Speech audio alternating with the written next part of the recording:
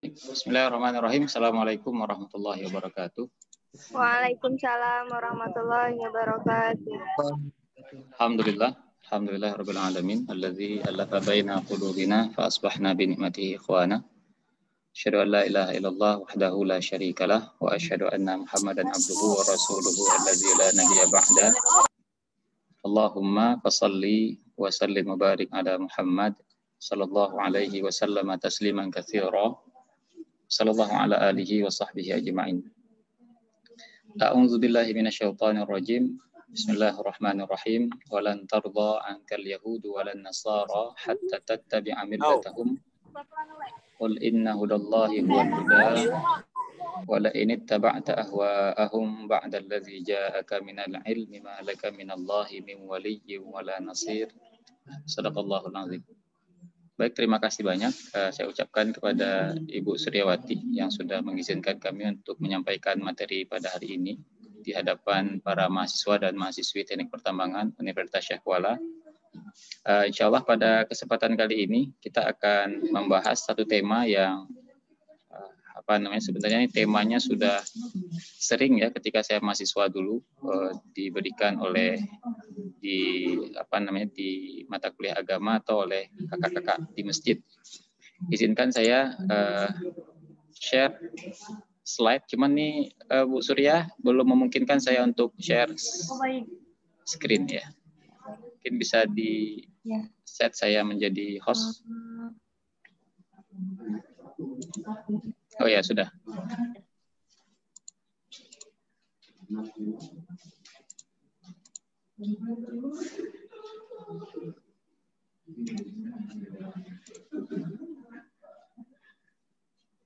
Bisa terlihat ya slide-nya? Bisa, Pak. Baik. Jadi judul materi kita pada hari ini adalah Ghazwul Fikri.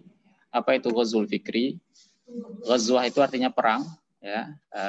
Seperti Ghazwatul Badar, Ghazwah Uhud dan lain sebagainya. Ghazwah itu artinya perang. Nanti dalam istilah perang itu ada namanya Siriyah atau Sariyah. Sariyah itu peperangan juga, tapi kalau Ghazwah ini memang perang terbuka ya. Kemudian Fikri itu adalah pemikiran. Jadi Ghazwul Fikri ini bisa diartikan sebagai perang pemikiran atau kalau disebut oleh Ibu Suryawati tadi proxy war ya. Nah, bagaimana terjadi ya sejarah dari Ghazwul Fikri ini? Jadi kita tahu bahwa dulu ketika Rasulullah SAW berdakwah, dakwah beliau mendapatkan penentangan demi penentangan. Ketika beliau berdakwah selama 13 tahun di Mekah, ya tidak sedikit dari sahabat-sahabatnya itu mendapatkan siksaan, bahkan ada yang harus meninggal dunia seperti Sumayyah, kemudian Yasir dan lain sebagainya. Nah, kemudian setelah beliau hijrah dari Mekah ke Madinah, pada saat itu pada tahun kedua Hijriyah, Allah Subhanahu wa taala mengizinkan kepada Rasulullah SAW untuk berperang ya, dalam rangka membela diri. Nah, kemudian kita tahu terjadilah peperangan yang pertama kali dalam sejarah Islam pada saat itu pada tahun kedua Hijriyah pada bulan Ramadan, yaitu disebut dengan perang Badar. Ya. Perang ini tidak hanya sekali terjadi. Nanti setelah perang Badar pada tahun kedua Hijriyah terjadi perang Uhud. Kemudian nanti ada perang-perang selanjutnya, ada perang Bani Qainuqa, perang Bani Quraidah, ada perang Khandaq, perang Mu'tah, ada perang Khaybar dan lain sebagainya. Nah, ternyata ada yang menarik, setiap kali peperangan yang diikuti oleh Rasulullah SAW, itu jumlah kaum muslimin pasti lebih sedikit daripada jumlah orang-orang kafir. Kita sebut saja di sini nampak di slide, perang Badar itu dari pihak kaum muslimin ada 300 prajurit melawan 1.000 orang prajurit dari suku Quraisy. Kemudian setahun kemudian di bulan Syawal tahun ketiga Hijriyah terjadi perang Uhud. Pada saat itu kaum muslimin berjumlah 700 orang melawan 3.000 orang. Kemudian ada lagi perang Khandaq. Perang di mana Rasulullah SAW menggali parit sebagai salah satu strategi Rasulullah dan kaum muslimin menghadapi lawan yang jumlahnya 10.000. Ini sudah 3 kali lipat ini. 3.000 orang melawan 10.000. Bisa kita bayangkan ya, kalau misalkan kita berantam, itu 1 orang melawan 3 orang. Pasti jumlah yang tidak berimbang. Kemudian itu puncaknya ada perang Mu'tah. Perang Mu'tah ini kaum muslimin berjumlah 3.000 orang melawan 200.000 orang. Itu kalau dikali 10 saja itu baru 30.000. Dikali 20 masih 60.000. Bisa dibayangkan perbandingan antara jumlah kaum muslimin dengan jumlah orang-orang kafir waktu itu ketika perang. Dan kemudian nanti ketika fase kekhalifahan Umar bin Khattab radhiyallahu an terjadi perang Qadisiyah. Kaum muslimin melawan tentara Persia. Jumlah kaum muslimin berapa orang? 48.000 orang. Melawan tentara Persia yang jumlahnya 130.000 orang. Itu 1:5. Ya. Kemudian nanti setelah nama Rasulullah SAW wafat terjadi perang salib. Ya. Perang salib ini berjilid-jilid. Nah, di antara perang salib itu ada perang yang cukup terkenal, namanya perang Mansurah, atau orang-orang Barat mengenal dengan istilah The Battle of Mansurah. Di perang Mansurah ini kaum muslimin berjumlah 10.000 orang melawan 80.000 orang. Nah, kita sudah melihat beberapa contoh ya perang-perang yang diikuti oleh kaum muslimin yang jumlah mereka lebih sedikit, bukan hanya jumlah yang lebih sedikit, akan tetapi persenjataan mereka juga lebih sederhana dibandingkan dengan persenjataan orang-orang kafir pada saat itu. Ya, orang kafir ini bersenjata lengkap, sementara kaum muslim ini bersenjata cukup sederhana dan jumlahnya lebih kecil. Nah, kondisi seperti ini membuat orang-orang kafir pada saat itu merasa heran. Sampai kemudian waktu itu ada salah seorang panglima Romawi bertanya kepada prajuritnya, apakah pasukan yang kalian hadapi itu jumlahnya lebih banyak daripada kalian? Dan kemudian prajurit ini menjawab, tidak, jumlah mereka jauh lebih sedikit daripada kami. Kemudian ditanya lagi, apakah perlengkapan yang kalian bawa itu lebih sedikit daripada perlengkapan yang mereka bawa? Kemudian prajuritnya menjawab lagi, tidak, perlengkapan kita jauh lebih lengkap dibandingkan dengan mereka. Lantas mengapa kemudian mereka bisa memenangkan? Nah, jadi muncul pertanyaan. Jadi aneh gitu ya, di mana-mana yang namanya peperangan itu lazimnya dimenangkan oleh pihak yang secara persenjataan lebih lengkap, dimenangkan oleh pihak yang jumlah prajuritnya lebih banyak. Tapi kehadiran kaum muslimin ini membuat orang bertanya-tanya, bagaimana bisa jumlah yang sedikit itu bisa mengalahkan jumlah yang banyak.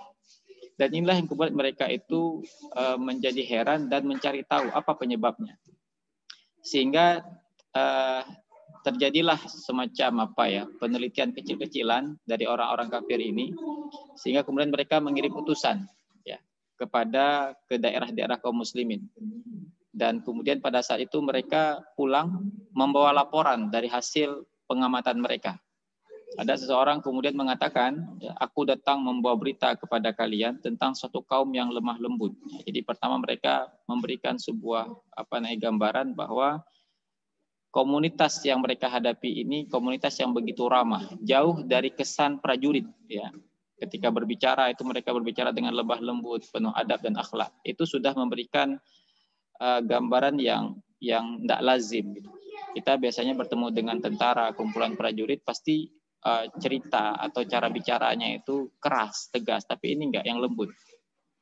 Kemudian mereka mengendarai kuda yang telah tua dan lemah ya, yang memberikan makna perlengkapan mereka itu seadanya. Kalaupun mereka punya kendaraan, kudanya itu sudah tua dan lemah, bukan kuda perang yang gagah perkasa. Nah, kemudian orang ini melaporkan lagi, pada malam hari prajurit-prajurit ini digambarkan sebagai rahib-rahib yang beribadah. Kal ruhbanina fil lail. Mereka ini seperti rahib-rahib yang beribadah, seolah-olah mereka tidak sempat untuk tidur di waktu malam. Kanu qalilan minal laili ma yahja'un. Mereka ini jauh lambungnya itu dari tempat tidur mereka. Nah, biasanya orang yang beribadah semalam suntuk, pasti di siang harinya mereka lemah gitu ya. Mereka itu enggak kuat beraktivitas dan lain sebagainya. Tapi justru orang-orang seperti ini disebutkan oleh orang yang melihat ini, ketika di siang hari mereka bukan orang yang lemah, tapi justru mereka itu laksana penunggang kuda yang tangguh. Jadi kalau ruhbanina fil lail, mereka itu seperti rahib-rahib di waktu malam. Kal fursanina fil nahar, mereka ini laksana penunggang kuda yang tangguh, prajurit tangguh di waktu siang. Apa aktivitas mereka? Mereka sibuk memperbaiki anak panah mereka, memperbaiki busur-busur mereka, meruncingkan tombak mereka. Dan kemudian jika engkau mengajak teman dudukmu untuk berbicara, ya, maka engkau tidak akan paham apa yang dikatakan oleh temanmu itu. Kenapa? Karena komunitas ini, kumpulan prajurit-prajurit ini memiliki kesibukan, yaitu lisan mereka itu sibuk membaca Al-Quran dan berzikir. Saking ramainya mereka membaca Al-Quran dan berzikir, suasananya menjadi riuh rendah. Saking riuh rendah suasana itu, ketika kamu mendengar teman dudukmu berbicara, kamu tidak bisa mendengar. Begitulah gambaran dari orang-orang yang memperhatikan kumpulan prajurit-prajurit kaum muslimin waktu itu. Dan kemudian sang pendeta yang mendengarkan laporan ini mengatakan kepada para sahabatnya, telah datang kepada kalian suatu kaum yang tidak mungkin dapat kalian kalahkan. Jadi ketika melihat kebiasaan dari prajurit-prajurit ini, sang pendeta ini menyimpulkan kaum ini tidak akan bisa dikalahkan. Sehingga di sini kita lihat ya kesimpulannya, peperangan itu banyak dimenangkan oleh tentara Islam. Dan kemudian ketika tadi saya katakan ada sebuah peperangan yang namanya The Battle of Mansurah itu, bukan hanya perang yang di sana Allah Subhanahu wa taala memberikan kemenangan kepada kaum muslimin, tapi sang raja yaitu Raja Louis ke-9 itu tertawan. Nah, dan dia kembali mengamati perilaku tentara Islam pada saat itu. Ketika dia tertawan, dia mengamati perilaku apa yang dilakukan oleh tentara-tentara Islam. Lazimnya orang-orang Romawi ini ketika mereka sedang beristirahat, apa yang mereka lakukan? Ya, mereka berpesta, minum khamar, ya, berjudi, kemudian main perempuan, berzina dan lain sebagainya. Tapi ada pemandangan yang berbeda sekali ketika dia mengamati perilaku tentara Islam. Malam harinya itu mereka seperti rahib yang beribadah. Air mata mereka mengalir dari mata mereka menangis. Kemudian di siang harinya itu mereka laksana penunggang kuda. Dan kemudian Raja Louis ini mengambil ke sebuah kesimpulan bahwa inilah dia rahasia kemenangan tentara Islam. Dan dia kemudian mendapatkan kesimpulan yang lain, yaitu tentara ini, umat Islam ini tidak akan pernah bisa dilawan dengan yang namanya senjata. Tapi dia harus diperangi dengan cara menjauhkan tentara Islam itu dengan Islam itu sendiri. Jadi mereka punya kesimpulan. Artinya sia-sia kita saban hari menambah perlengkapan, kita saban hari menambah jumlah pasukan, tapi bertambahnya jumlah pasukan, bertambahnya persenjataan, itu tidak akan bisa membuat kita memenangkan pertempuran melawan kaum muslimin. Tapi justru yang membuat kaum muslimin ini tidak bisa dikalahkan adalah nilai-nilai Islam itu sendiri. Nah, sejak itulah kemudian muncul strategi bahwa umat Islam ini harus dijauhkan dari nilai-nilai Islam itu sendiri. Inilah yang menjadi salah satu sejarah munculnya Ghazwul Fikri. Mereka mulai beralih dari perang fisik, yaitu perang mengangkat senjata, beralih kepada perang pemikiran dalam rangka menjauhkan umat Islam dari nilai-nilai Islam itu sendiri. Jadi nilai-nilai Islam itu dikaburkan. Sehingga apa yang terjadi ketika nilai-nilai Islam itu dikaburkan, umat Islam itu menjadi umat yang buta, ya, buta, rabun dekat istilahnya, rabun dekat. Kita dekat dengan Islam, kita lahir sebagai Muslim, sejak kecil kita diajarkan sholat, membaca Al-Quran, kita begitu dekat dengan Islam ini, tapi kita rabun dekat namanya. Seperti seseorang, orang yang buta, atau seperti kita melihat gajah dari jarak 1 cm. Kita dekat sekali dengan gajah itu, tapi apa yang terjadi kalau kita melihat gajah ini dari jarak 1 cm? Maka kita hanya bisa menyimpulkan bahwa gajah ini ya gelap, warnanya abu-abu agak kehitaman. Kenapa? Karena saking dekatnya kita itu sehingga kemudian kita kabur. Jadi umat Islam padahal tidak mengenal hakikat dari Islam itu sendiri, sehingga kemudian ada yang memaknai ya Islam itu hanya ibadah saja, ya. Ada yang memaknai Islam itu ya politik saja. Ada yang memaknai Islam itu ya ekonomi saja. Jadi parsial Islam itu. Sehingga kemudian inilah yang membuat umat Islam itu ada di antara umat Islam itu menjadi tidak pede dengan ajaran Islam itu sendiri. Nah, ini ada satu ayat Al-Qur'an yang memberikan kepada kita sebuah kabar bahwa yang namanya orang-orang Yahudi dan Nasrani itu tidak akan pernah rela kepada kita. Walan tardha ankal yahudu walan nasara hatta tattabi'a millatahum. Sehingga kamu itu mengikuti millatahum, ya, mengikuti cara hidup mereka. Jadi millah ini bukan berarti ketika kita mengikuti milah mereka itu bukan berarti kemudian kita menjadi beragama Kristen di KTP kita, bukan. Misalkan nama saya sekarang Imanullah, enggak tiba-tiba nama saya jadi Immanuel gitu ya. Enggak, mereka tidak akan mengubah kita seperti itu, mengganti kolom agama di KTP kita, enggak.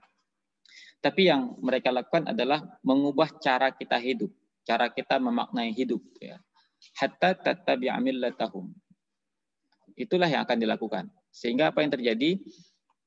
Yang terjadi itu apa? Sebagaimana dikatakan oleh Rasulullah SAW. Ya. Apa kata Rasulullah SAW?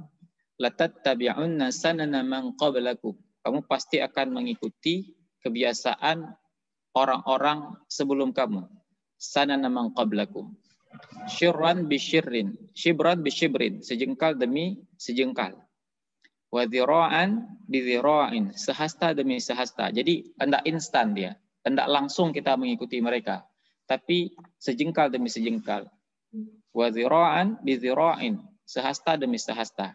Hatta, ya, saking lamanya proses itu terjadi, hatta lau salaku juhra dhabbin, sehingga kalau niscaya mereka itu masuk ke lubang biawak, ya, la salaktumuhu, maka pasti kamu akan memasukinya. Ya. Gambaran yang secara akal sehat itu nggak mungkin terjadi, tapi kenyataannya terjadi. Ya, bagaimana mungkin kita pada hari ini bisa mengikuti orang kemanapun dia pergi, kita ikut sampai kemudian dia terjun ke lubang yang di dalamnya ada kotoran, katakanlah. Kalau misalkan di sini kan dikatakan juhra dhabbin, lubang biawak. Kalau kita katakanlah lubang sampah gitu. Ya. Sebuah lubang yang digali dan kemudian di sana dilempar sampah. Kita bisa menalar dengan akal sehat bahwa kita nggak akan masuk ke situ. Kenapa? Di dalamnya ada kotoran. Tapi bisa ada kemungkinan bisa terjadi ketika kita mengikuti kemana seseorang itu pergi, hatta ketika dia masuk ke dalam lubang sampah pun kita mau ikut itu. Sebegitunya lah kondisi umat Islam digambarkan oleh Rasulullah SAW. Dan kemudian para sahabat bertanya, Qulna ya Rasulullah, al-Yahuda wa Nasara, siapakah mereka ya Rasulullah? Apakah orang-orang Yahudi dan Nasrani? Dan kemudian Rasulullah SAW menjawab, Qala faman, siapa lagi kalau bukan mereka? Maksudnya, siapa lagi yang akan kalian ikuti kalau bukan orang-orang Nasrani dan orang-orang Yahudi? Sekali lagi yang kita ikuti bukan ajaran Injil mereka. Kita mengakui bahwa Isa itu anak Tuhan. Kita bukan mengikuti ajaran dalam kitab Talmud gitu ya. Tapi bukan begitu. Tapi yang kita ikuti adalah millah mereka. Cara mereka itu hidup. Cara mereka itu menghadapi kehidupan dan lain sebagainya. Nah, kemudian kawan-kawan yang dirahmati Allah Subhanahu wa taala, dalam hadis yang lain Rasulullah SAW bersabda, la taqumus sa'ah, tidak akan terjadi kiamat hatta ta'khudha ummati, sehingga umatku itu mengikuti generasi sebelumnya. Shibran bi shibrin, sejengkal demi sejengkal. Wa dhira'an bi dhira'in, sehasta demi sehasta. Dan kemudian sahabat bertanya, ya, siapakah mereka? Kalau tadi dikatakan siapakah mereka, jawabannya Yahuda wa Nasara. Kalau di sini para sahabat bertanya, faqila ya Rasulullah. Kemudian mereka menjawab, ya, Rasulullah menjawab, Yahudi, Kafarisa wa Rum. Mereka itu adalah orang-orang Persia dan orang-orang Romawi. Kawan-kawan yang dirahmati Allah Subhanahu wa taala, seperti yang saya katakan tadi bahwa Ghazul Fikri ini bukanlah sebuah perang yang membuat kita langsung berubah agama di kolom KTP kita, tapi dia merupakan sebuah proses yang panjang. Apa yang pertama kali dirusak? Yang pertama, proses dari Ghazul Fikri ini adalah tahapan ifsadul akhlak, merusak akhlak. Jadi standar akhlak kita itu tidak lagi kita ambil dari standar Islam. Standar akhlak itu tidak lagi standar akhlak Islam. Saya ambil contoh, misalkan pada saat ini kehidupan anak-anak muda ya, kehidupan anak-anak muda.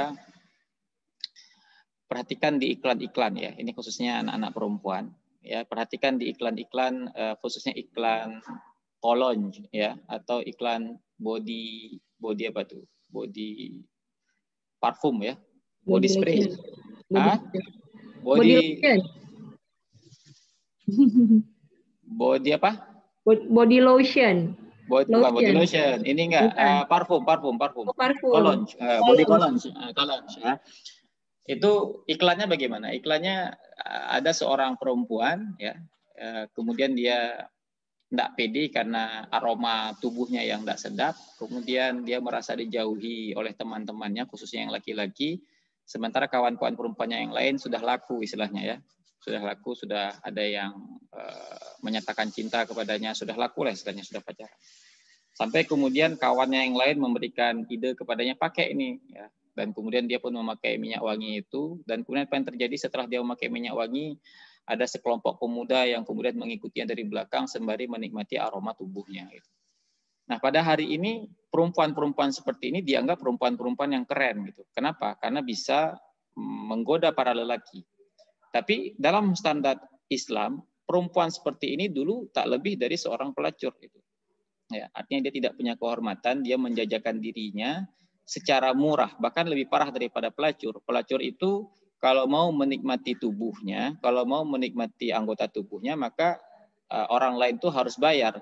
Tapi pada hari ini perempuan-perempuan itu dengan sukarela ya, menawarkan kepada orang lain untuk menikmati anggota tubuhnya, baik dengan mata lelaki atau dengan cara yang lain, itu secara gratis hanya dengan mengatasnamakan cinta. Itu contoh ya, standar akhlak yang sudah kabur. Ya. Dalam Islam itu tidak boleh, di kita itu menjadi, pada hari ini menjadi tren. Contoh lagi dalam adab makan gitu ya. Pada hari ini makan pakai tangan kiri satu hal yang biasa ya. Standing party satu hal yang biasa. Menjadi gaya hidup, keren seperti itu. Tapi Rasulullah SAW telah memberikan kepada kita panduan, makan itu tidak boleh pakai tangan kiri. Makan itu tidak boleh sembari berdiri. Tapi pada hari ini memakai tangan kiri, kemudian membuat pesta secara berdiri, tidak disediakan tempat duduk, tidak disediakan meja dan lain sebagainya, itu menjadi gaya hidup yang baru yang dianggap ini gaya hidup modern. Itu contoh. Nah, sehingga pada hari ini karena standar akhlak Islam itu tidak dipakai, kita memakai standar akhlak siapa? Standar akhlak kaum barat. Ifsadul akhlak, menghancurkan akhlak. Bagaimana caranya? Menghilangkan standar akhlak Islam. Oh, akhlak Islam itu terlalu ribet, terlalu strict, terlalu kaku, terlalu kolot ya. Sekarang masanya akhlak itu tidak lagi kita itu dibatasi oleh sekat-sekat usia, sekat-sekat orang yang ilmu atau tidak. Kemudian yang kedua adalah tahtimul fikroh, ya, menghancurkan fikroh. Ya, kita tidak lagi memiliki fikroh Islami.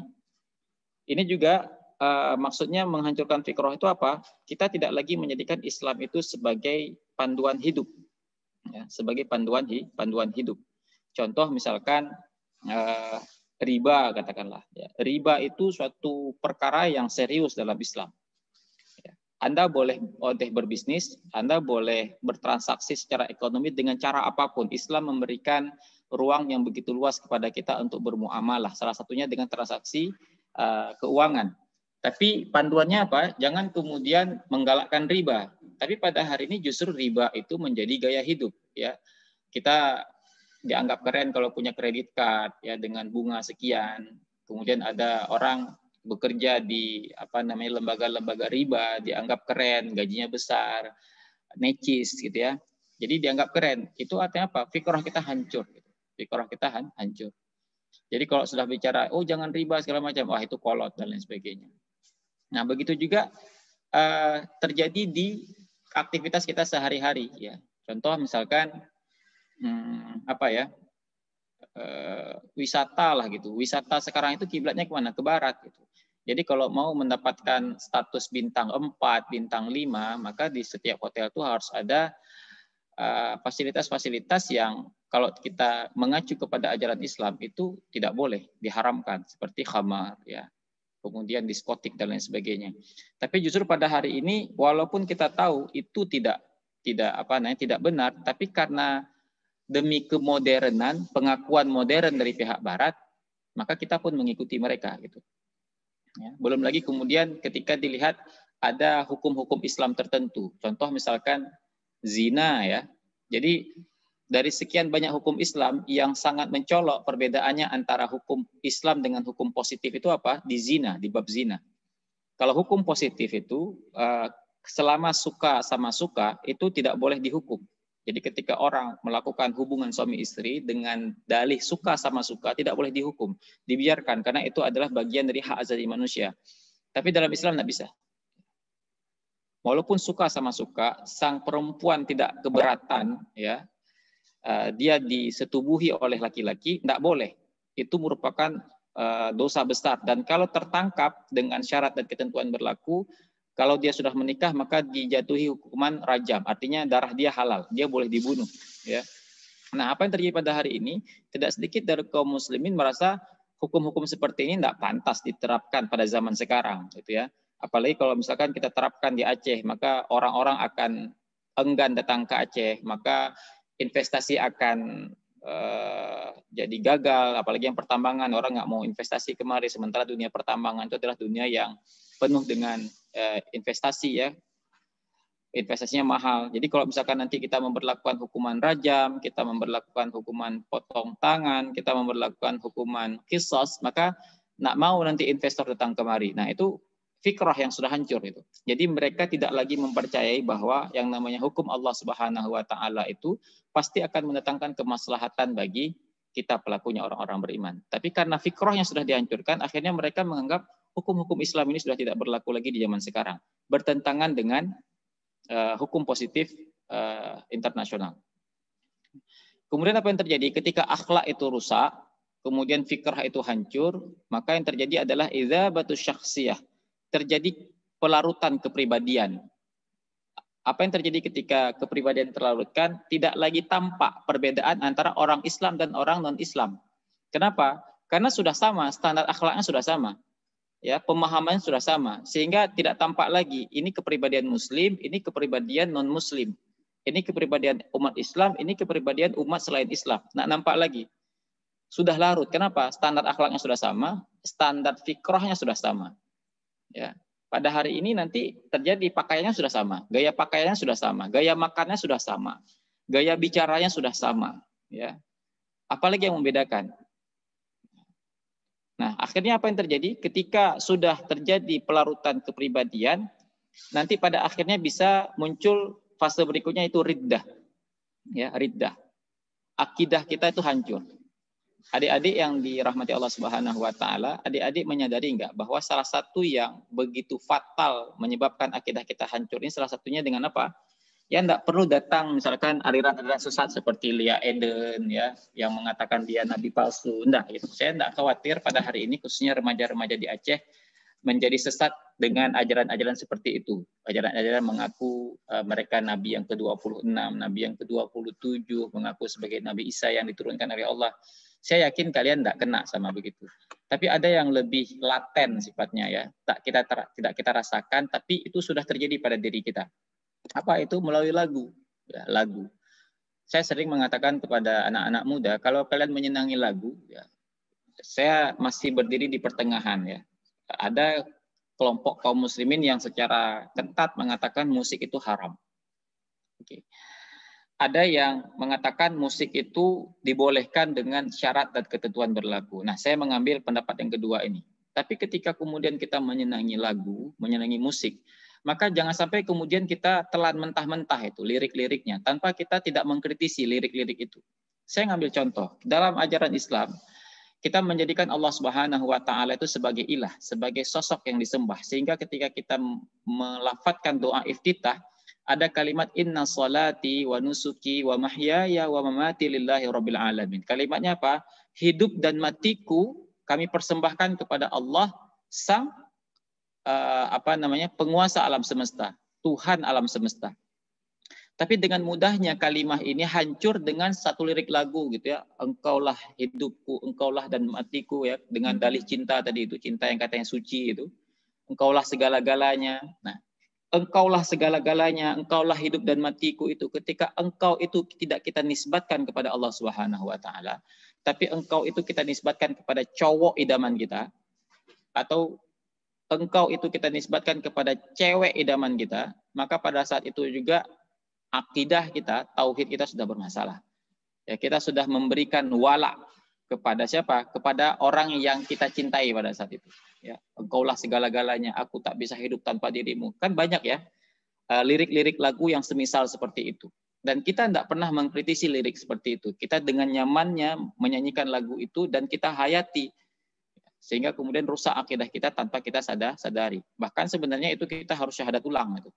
Kalau benar ketika kita menyanyikan lagu-lagu tadi itu, dan engkau tadi itu yang katanya engkaulah hidupku, matiku, engkaulah segala-galanya, itu kita nisbatkan kepada manusia, kita nisbatkan kepada makhluk selain Allah Subhanahu wa taala. Mengerikan, mengerikan ya. Hanya dengan satu lirik lagu tauhid kita sudah rusak. Jadi nggak perlu datang orang mengaku sebagai nabi ke-30, membawa kitab suci baru, mengaku sebagai Nabi Isa, tapi dengan lagu dan lain sebagainya kita sudah hancur. Nah, kemudian kawan-kawan yang dirahmati Allah Subhanahu wa taala, ya, ada media-media yang digunakan sebagai wasilah atau sarana ghazul fikri. Kalau perang fisik itu medianya adalah senjata, ya, tembak, senapan, panah, tombak, meriam dan lain sebagainya. Tapi ghazul fikri, perang pemikiran itu senjatanya ya asik-asik aja, ya. Disebut dengan 3F. Singkatan 3F. F yang pertama adalah fun. Ya, fun. Kesenangan.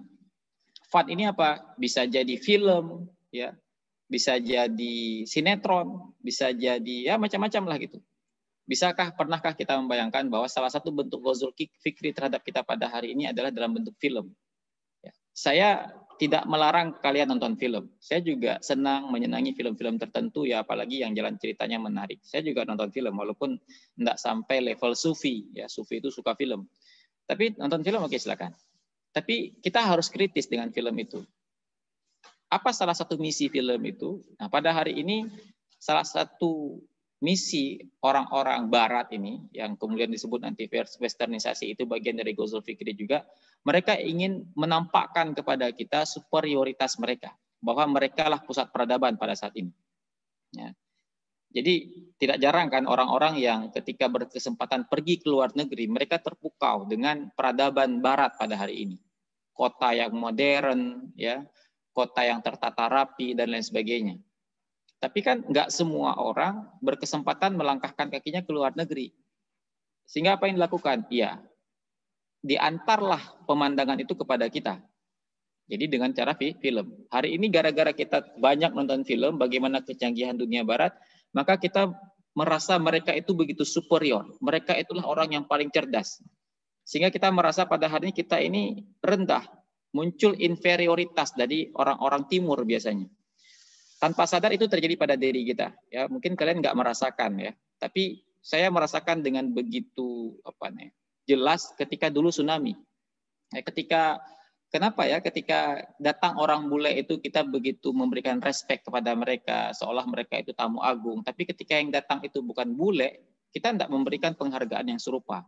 Ketika yang bekerja itu bule, kita menganggap pekerjaan mereka itu sudah paling tuntas, mereka itu cerdas, all out dan lain sebagainya. Padahal kenyataannya enggak. Saya beberapa tahun itu sempat bekerja dengan komunitas-komunitas asing ini, ya, bahkan ada yang Excel juga mereka bermasalah gitu. Excel juga mereka terpukau sendiri. Oh, ternyata Excel bisa begitu ya.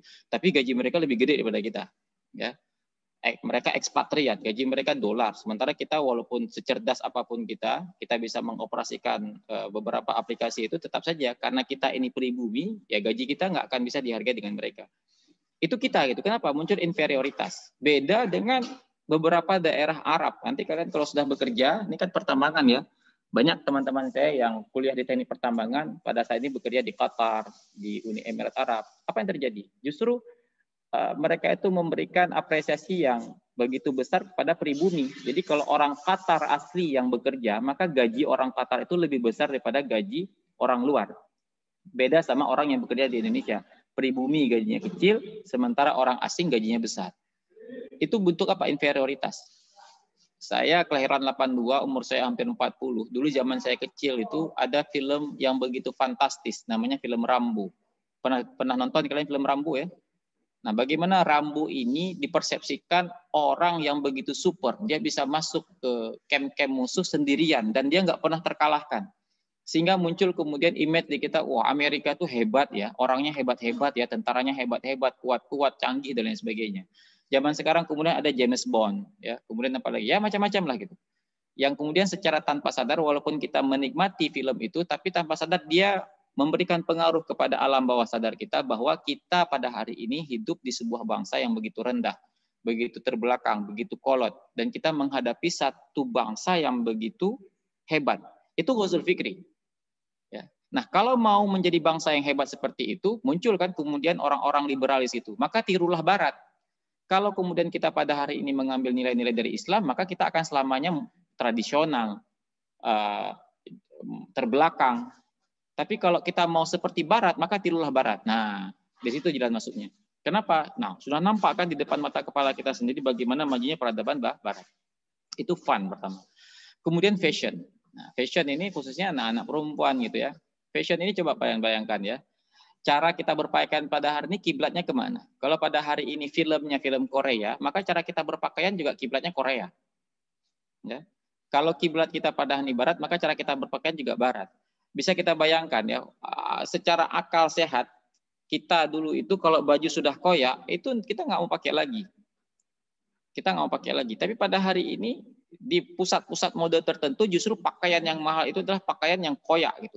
Banyak sekali koyaknya. Tapi karena pakaian yang koyak itu dipakai oleh artis-artis tertentu, artis-artis idola anak muda, maka anak muda ini pun membeli pakaian itu. Walaupun kalau kita pakai tidak nyaman, kalau kita pakai aneh gitu ya. Anak-anak muda pada hari ini ketika melihat pujaannya itu menggimbal rambutnya, digimbal gitu. Kalau misalkan pujaannya itu mencukur setengah rambutnya, dia cukur juga. Walaupun kita ketika melihatnya nggak sanggup kita lihat, kok jelek sekali nih orang gitu ya.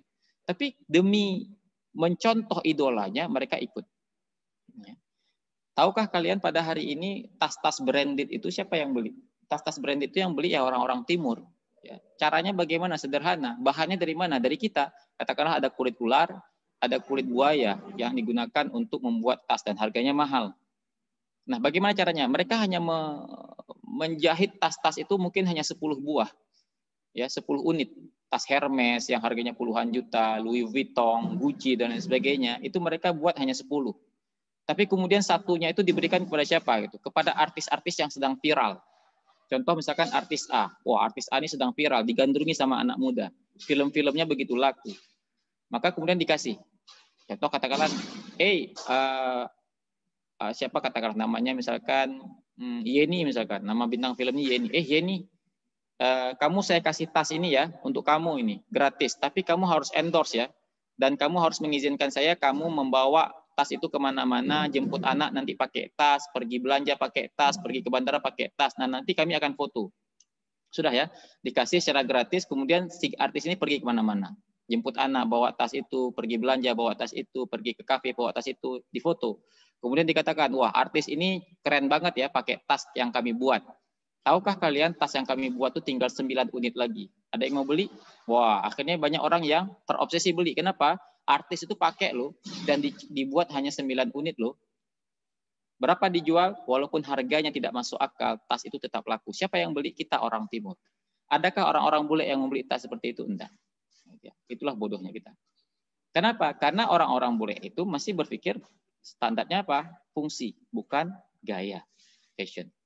Dan yang terakhir food, makanan, ya makanan. Coba lihat pada hari ini restoran-restoran yang mahal itu restoran-restoran yang mana? Restoran cepat saji.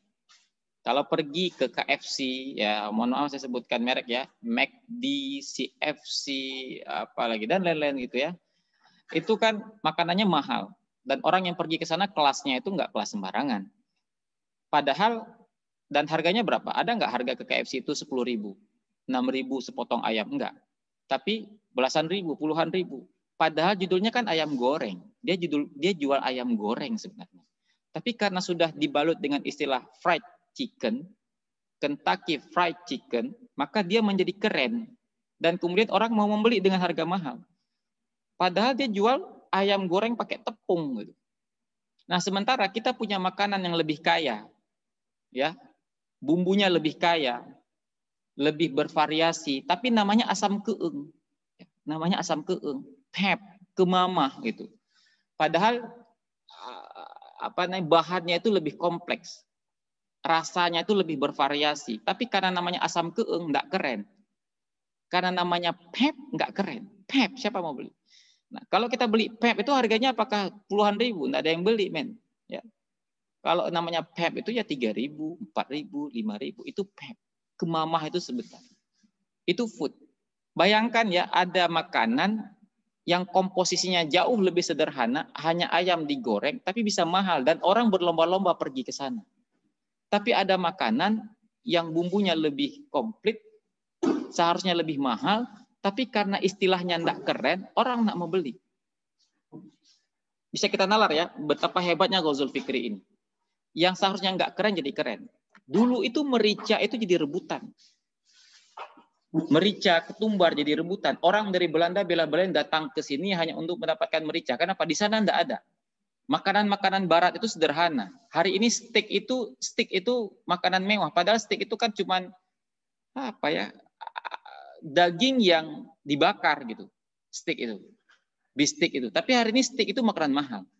Steak itu dulu makanan orang-orang pinggiran, makanan-makanan penggembala sapi gitu. Tapi hari ini dengan sedemikian rupa dibalut dengan kemewahan sehingga itu menjadi makanan yang mahal. Padahal makanan kita jauh lebih bervariasi, makanan kita jauh lebih kaya. Itu Ghazul Fikri. Kenapa kita mau membeli makanan mereka? Karena kita menganggap mereka keren. Kenapa kita meninggalkan makanan kita? Karena kita menganggap makanan kita tradisional, enggak keren. Ya. Nah, kawan-kawan yang dirahmati Allah Subhanahu wa taala, kurang lebih begitulah dia tahapan-tahapan Ghazul Fikri. Dia tidak membuat kita otomatis menjadi kafir, tapi secara perlahan-lahan apa yang dilakukan? Dihancurkan akhlak kita ya dengan film. Coba lihat film pada hari ini. Kalau kita nonton film barat, nyaris tidak ada film barat yang tidak ada bumbu ciuman. Mau dia itu film romantis maupun film laga sekalipun, Batman, ya, Superman, superhero dan lain sebagainya itu pasti nanti di dalam cerita itu ada yang antara anak muda dan perempuannya itu jatuh cinta dan kemudian mereka itu saling awalnya kenalan, kemudian jatuh cinta, kemudian ciuman, akhirnya menjadi teman akrab tanpa menikah gitu ya. Perlahan-lahan kita semacam memberikan semacam toleransi hubungan-hubungan seperti itu. Kenapa? Selalu kita lihat dan mereka itu yang mencontohkan adalah orang-orang yang keren. Kurang lebih seperti itu gambaran Ghazul Fikri. Semoga dengan materi ini kita bisa memahami ya bahwa bisa jadi apa yang kita lihat pada hari ini, yang kita tonton, yang kita dengar, yang kita anggap itu sebagai sebuah hiburan, tapi harus kita sadari ini sebagai sebuah desain yang besar untuk mengubah cara pandang kita, untuk mengubah cara hidup kita yang seharusnya kita hidup dengan cara Islami, tapi kemudian kita lebih memilih untuk menggunakan cara hidup atau milahnya orang-orang kafir. Sekali lagi, kalau kita mau secara jernih melihat ajaran Islam itu tidak kaku, ya, tidak kaku. Tapi ajaran Islam ini memberikan ruang kepada kita sesuai fitrah. Ya. Orang pada hari ini menggembar-gemborkan kebebasan perempuan. Perempuan itu boleh suka hati. Tubuh-tubuh gue, tangan-tangan gue. Kalau maaf ya, payudara gue. Terserah gue dong mau tontonin ke siapa. Itu kan menurut mereka. Tapi kalau kita lihat dengan seksama, justru pada hari ini kebebasan itu membuat mereka itu terpenjara, ya kan? Jadi perempuan-perempuan yang namanya model itu mereka harus membuka aurat mereka, difoto dan lain sebagainya, harus mengikuti apa yang diinginkan oleh sutradara, kemudian mereka dibayar. Artinya apa? Mereka itu menjadi objek, mereka itu menjadi komoditas. Tanpa mereka sadari, perempuan pada hari ini yang menggaung-gaungkan kebebasan itu telah kembali ke zaman jahiliyah dulu. Mereka menjadi komoditas, perempuan itu menjadi komoditas. Sementara dalam Islam, perempuan itu tidak menjadi komoditas. Perempuan itu tidak boleh menjadi komoditas. Sebagaimana laki-laki bukan komoditas. Perempuan itu hanya boleh ya secara penuh memberikan segala-galanya, ya tubuhnya itu, bagian auratnya itu kepada siapa? Kepada laki-laki yang sudah bersumpah, ya sudah berjanji dengan Allah sebagai saksi akan menafkahinya, menghidupinya seumur hidup. Hanya kepada orang yang telah berjanji kepada Allah untuk menghidupinya, hanya kepada dia yang boleh. Kepada selain dia, tidak boleh. Begitulah Islam memberikan kepada kita rambu-rambu. Tapi pada hari ini, dengan berbagai macam cara, nilai-nilai Islam ini dianggap sebagai nilai-nilai yang menghambat kemajuan. Wallahu a'lam bishawab. Aqulu qouli hadza wa astaghfirullah li wa lakum. Subhanakallahumma bihamdika asyhadu an la ilaha illa anta astaghfiruka wa atubu ilaik. Saya serahkan kembali. Satu lagi sebentar ya. Sehingga apa yang terjadi dengan mohon maaf ada satu slide lagi. Apa yang terjadi ya? Yang terjadi itu tadi tasywih ya. Pertama tasywih. Nilai-nilai kebenaran itu menjadi kabur. Ya, kita nggak bisa lagi meraba yang mana sih yang benar itu. Karena semua benar. Ya. Semua benar. Hari ini tidak boleh ada orang yang mengklaim dirinya yang benar. Ya, pernah dengar ajaran agnostis? Ya, saya sering beberapa kali ya seringnya ini melihat ada mahasiswa yang memakai baju tulisannya agnotism tanpa dia tahu apa itu agnotisme. Agnotis itu adalah ajaran yang mengatakan tidak boleh ada satu orang pun yang mengklaim dia benar. Sehingga munculnya apa? Tidak ada agama yang benar secara mutlak. Semua agama benar. Itu tasywi, kabur. Nilai-nilai kebenaran itu menjadi kabur. Kemudian apa lagi? Gara-gara nilai kebenaran itu menjadi kabur, muncul kaidah berikutnya. Ya, muncul hasil berikutnya itu tasykik. Tasykik itu ragu-ragu. Kemudian apa lagi? Tadlil. Kita menjadi sesat. Bahkan kemudian takhwif. Ya. Saking banyaknya orang-orang pada hari ini yang menuntut kebebasan, akhirnya kita yang menjalankan kebenaran itu diintimidasi. Contoh misalkan nilai-nilai LGBT pada hari ini ya. Teman-teman saya yang bekerja di perusahaan tambang seperti Chevron dan lain sebagainya, itu sudah ada klausul-klausul bahwa perusahaan mereka itu menjunjung tinggi yang namanya kebebasan. Ya, nilai-nilai LGBT itu dijunjung tinggi. Maka kalau ada karyawan-karyawan yang tidak menjunjung tinggi itu, ya mereka silakan keluar. Nah, itu sudah bentuk bagian dari intimidasi. Dan ini prosesnya panjang, ya. Allahumma a'lam bishawab. Subhanakallahumma bihamdika asyhadu an la ilaha illa anta astaghfiruka wa atubu ilaik. Assalamualaikum warahmatullahi wabarakatuh. Saya berikan kembali waktu ini kepada Ibu Suryawati selaku moderator. Baik, alhamdulillah, terima kasih Ustadz. Baik adik-adik, adakah di antara adik-adik yang ingin menanyakan? Tadi Pak Imanullah sudah menerangkan banyak ya. Jadi sejarahnya bagaimana Ghazul Fikri itu muncul, terus ada bukti-bukti dari ada dalil-dalil yang mendukung tentang Ghazul Fikri ini. Juga kemudian ada metode-metode yang digunakan agar Ghazul Fikri terjadi. Juga kemudian terakhir Pak Maman menjelaskan akibat dari Ghazul Fikri. Jadi mungkin di antara adik-adik yang ada yang ingin bertanya, silakan. Ya, kalau ada yang bertanya boleh, tidak bertanya juga boleh. Silakan Kevi Kinan mau nanya. Atau Mayada, Najwa atau Mahira.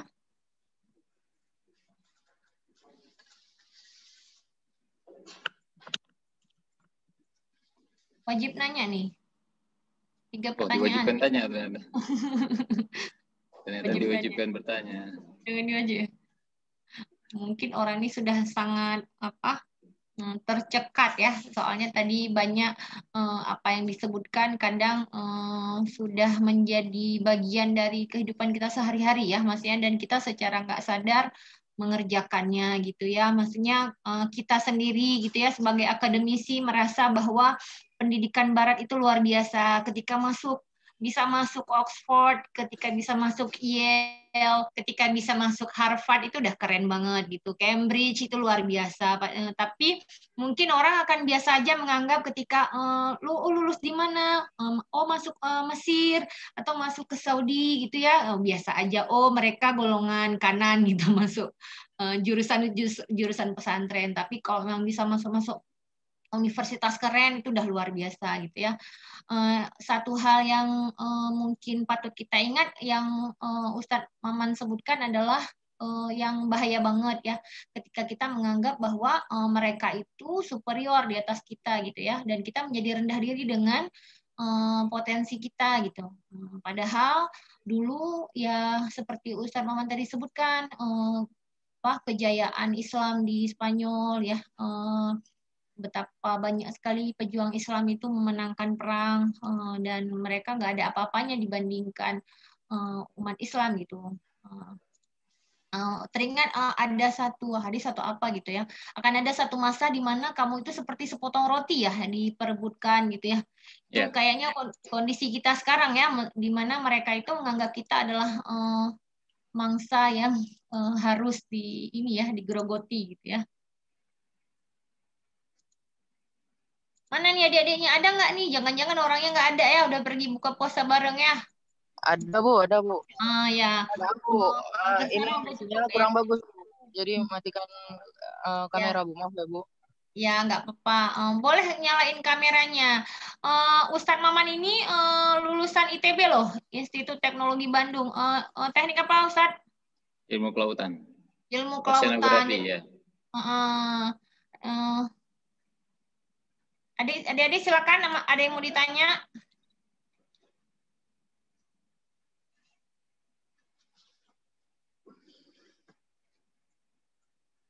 Adakah?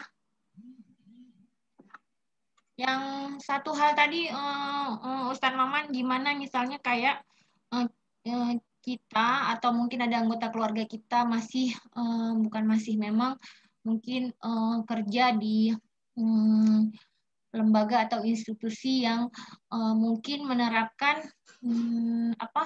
konsep-konsep yang belum Islami, misalnya masih riba, itu bagaimana itu ininya, sedangkan kita mungkin tidak bisa berlepas diri, itu bagaimana itu? Ya, jadi ini kembali kepada kita sebenarnya sejauh mana keyakinan kita, sejauh mana keyakinan kita akan rezeki dari Allah Subhanahu wa Ta'ala ya. Jadi pernah dikisahkan oleh Habib Umar yang ulama dari Yaman, saya tidak begitu ingat namanya. Jadi ada seorang pemuda curhat kepada beliau bahwa dia bekerja di sebuah hotel. Yang di hotel itu ya terdapat minuman keras gitu ya, diperbolehkan aktivitas judi dan lain sebagainya, sehingga dia merasa gaji dia sebagai pegawai hotel itu syubhat, bahkan banyak haramnya ya. Tapi kemudian anak muda ini mengatakan juga kepada Syekh ini bahwa dia sedang membutuhkan uang ya untuk ibunya dan untuk keluarganya. Sementara dia juga tersiksa batinnya ketika harus menerima gaji yang tempat dia kerja itu memberlakukan hal-hal yang dilarang oleh Islam. Apa kata Syekh ini, Syekh Umar ini, Hafidh Umar ya, Syekh Hafidh Umar ini beliau ulama dari Yaman. Beliau mengatakan, kamu tahu bahwa Allah Subhanahu wa Ta'ala mengatakan dalam Al-Quran, wa may yattaqillaha yaj'al lahu makhraja. Ya, barang siapa yang bertakwa kepada Allah Subhanahu wa Ta'ala, maka Allah akan memberikan kepada jalan keluar. Coba kamu perhatikan ya urutannya. Jalan keluar dulu atau takwa dulu? Nah, kata Syekh ini. Jalan keluar dulu atau takwa dulu? Takwa dulu, kata Allah. Baru jalan keluar. Kamu sekarang minta jalan keluar dulu baru takwa. Kita sering begitu kan. Saya kalau banyak uang nanti insya Allah baru sedekah gitu. Saya kalau enak makan baru nanti rajin sholat. Kalau sudah kaya baru rajin sholat dan lain sebagainya. Jadi kita meminta jalan keluar dulu kepada Allah Subhanahu wa Ta'ala, baru kemudian kita menjanjikan takwa. Tapi Allah mengatakan wa may yattaqillah yaj'al lahu makhraja. Takwa kamu dulu baru Allah kasih jalan keluar. Akhirnya kemudian bismillah dengan tawakal kepada Allah Subhanahu wa Ta'ala, pemuda ini keluar dari tempat dia bekerja, dari hotel itu. Subhanallah, apa yang terjadi? Allah Subhanahu wa Ta'ala tidak menelantarkan orang-orang yang meninggalkan sesuatu karena Allah. Allah akan memberikan dengan ganti yang terbaik. Tak lama kemudian dia diterima di sebuah hotel di Madinah, dekat dengan Masjid Nabawi. Hotel yang halal seluruh aktivitasnya, ya namanya hotel di Madinah ya. Gajinya lebih tinggi dan dia bisa menjaga sholat 5 waktu di Masjid Nabi. Begitulah cara Allah membalas kepada orang-orang yang bertakwa kepadanya. Allah itu tidak akan pernah mengingkari janjinya. Innallaha la tukhliful mi'ad. Nah, seharusnya kita juga begitu gitu ya. Jadi ketika kita meninggalkan apa yang Allah larang, khususnya dalam pekerjaan ini, maka yakinlah bahwa Allah akan memberikan ganti dengan yang lebih baik. Allah a'lam bishawab. Baik ya, terima kasih. Baik. Ya, silakan. Ya, ada mau nanya, Bu, tapi bukan melenceng sama pembahasan kita, Bu. Boleh nggak, Bu? Oh, boleh. Mungkin ada insya Allah. Boleh, Bu. Boleh. Silakan. Maaf, Ustadz, mau nanya. Ini kan lagi bulan puasa ya, Ustadz, lagi bulan Ramadan. Kan kita tuh waktu pas menjalaninya mungkin kan, Ustadz, entah ada ketelan daha atau gimana, itu gimana hukumnya, Ustadz? Ya, kalau apa namanya masih air ludah yang di dalam mulut kita itu, kalau kita telan itu tidak membatalkan puasa ya. Ludah ya artinya dia memang sesuatu hal yang pasti ada di mulut seseorang. Tapi kalau seperti dahak itu sudah lain, maka dahak itu ya harus dibuang. Tapi kalau misalkan karena dia ini berasal dari dalam tubuh kita juga dan tak sengaja, maka tidak ada hukuman bagi orang yang tidak sengaja. Ya. Cukup jelas ya? Baik, saya mau sebentar ya. Saya